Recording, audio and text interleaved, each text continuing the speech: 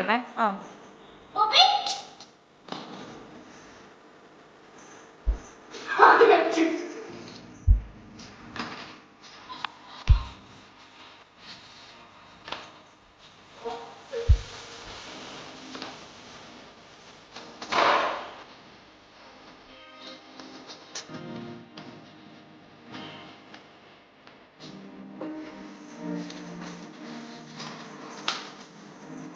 കുറേ നാളുകൾക്ക് ശേഷം കൊച്ചിനിങ്ങനെ നമ്മളിവിടെ കിടന്ന് കളിക്കുമായിരുന്നായിരുന്നു കൊച്ചു വിചാരിച്ചുകൊണ്ടിരുന്നത്.